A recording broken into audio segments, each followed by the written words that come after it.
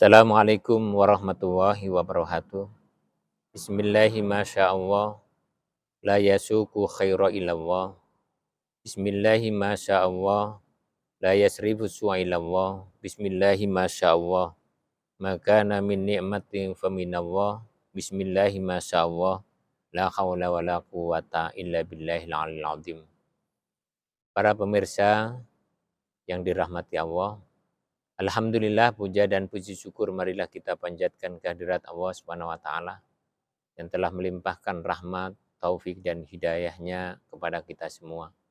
Sehingga alhamdulillah kita dalam keadaan sehat walafiat. Salawat serta salam marilah kita tujukan kepada kehadiran Nabi kita Nabi Muhammad SAW beserta keluarganya, sahabatnya ila yaumil akhir.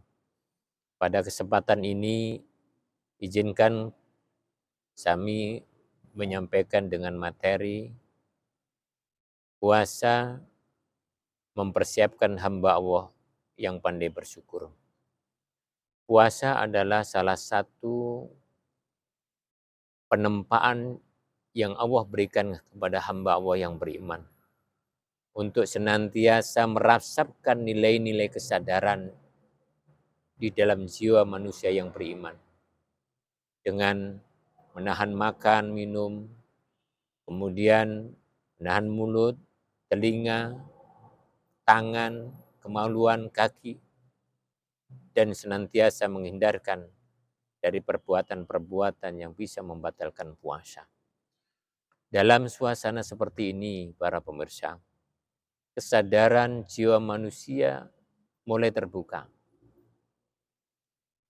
Hati yang bersih, hati yang suci, yang diiringi dengan hidayah Allah, mudah untuk melakukan kebaikan.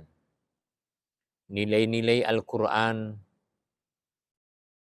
sudah mulai diterima dan mulai diamalkan satu demi satu.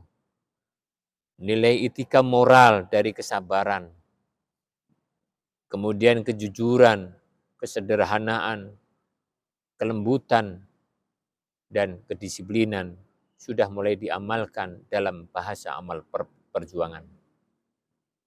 Pun pula nilai-nilai kemanusiaan, jiwa pengasih, jiwa penyayang terhadap sesama mulai tersentuh dan yang diwujudkan dalam perbuatan, dalam berbagi kepada orang-orang yang membutuhkan di sekelilingnya. Inilah salah satu hikmah diwajibkan puasa agar tetap orang-orang beriman di dalam kesadaran untuk melaksanakan pengabdian kepada Allah dan selalu bersyukur kepada Allah akan nikmat yang diberikan kepadanya. Allah memberikan bimbingan kepada kita orang beriman dengan cara bersyukur yang benar di dalam Al-Quran. Disebutkan di dalam surah An-Naml ayat 19. Bismillahirrahmanirrahim. Rabbi auzi'ni an askura ni'mataka allati an'amta alayya wa ala walidayya wa an a'mala salihan tardahu wa adkhilni bi rahmatika fi ibadika sholihin. Ya Rabb, anugerahkan kepada kami, berikan kepada kami kemampuan untuk selalu bersyukur kepadamu.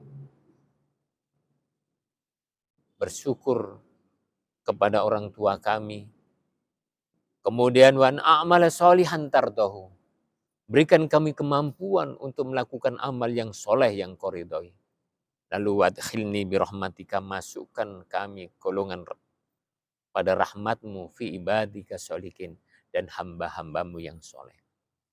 Para pemirsa yang dirahmati Allah, dalam Al-Quran ini yang kita ambil ibrok adalah yang pertama, kesadaran masing-masing pribadi bahwa semua yang diberikan nikmat Allah ini adalah sifatnya nisbi sementara. Suatu saat nikmat Allah bisa dicabut, suatu saat nikmat Allah akan bisa langgeng daripadanya.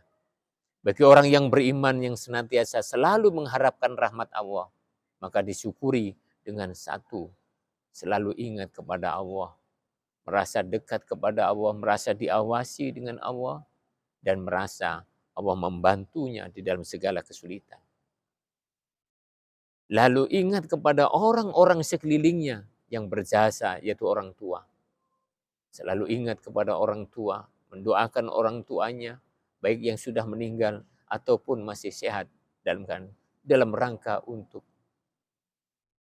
supaya orang tuanya senantiasa dalam perlindungan Allah. Lalu wa an a'mala sholihan tardahu, diiringi dengan memperbanyak amal yang soleh yang Allah ridhoi. Maka sangat disayangkan semua aktivitas kita yang kita lakukan tapi tidak diridhoi oleh Allah.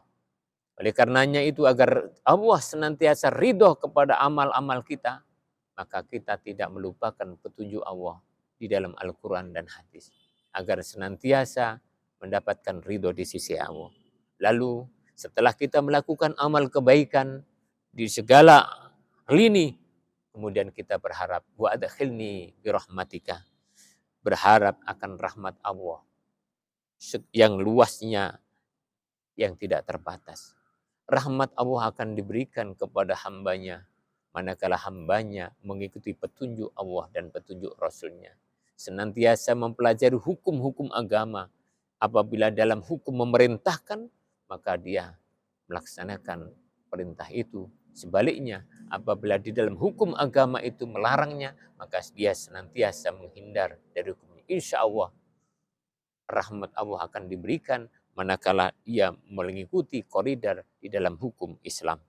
Lalu fi ibadis sholihin, hamba Allah yang senantiasa mendambakan, merindukan orang-orang yang soleh di sekelilingnya. Nah, kalau ini kita amalkan sebagai rasa bukti syukur kita kepada Allah, yang diiringi dengan ingat kepada Allah, merasa dekat kepada Allah, merasa Allah di samping kita, Allah di sekeliling kita, dan Allah membantu kita. Kemudian kita juga ingat kepada sama orang tua kita. Lalu kita memperbanyak amal soleh yang diridhoi oleh Allah. Dan kita merindukan menjadi hamba yang dicintai oleh Allah. Dan kita juga berharap akan berkumpul dengan orang-orang yang soleh. Insya Allah kita akan dikabulkan hajat kita. Dan kita termasuk golongan hum muflihun yang mendapat derajat yang mulia di sisi Allah. Dan Allah menjanjikan kepada kita, inna akramakum indallahi atqakum. Sungguh yang paling mulia di sisi Allah adalah orang-orang yang bertakwa. Semoga kita diberikan oleh Allah kemampuan untuk bisa mewujudkan rasa syukur kepada Allah, selalu ingat kepadanya, memohon ampun kepadanya, kemudian menabur kebaikan untuk bekal sebuah kematian. Terima kasih atas perhatiannya. Mohon maaf apabila ada khilaf dan kekurangan. Wallahu muwaffiq ila aqwamit thoriq. Wassalamualaikum warahmatullahi wabarakatuh.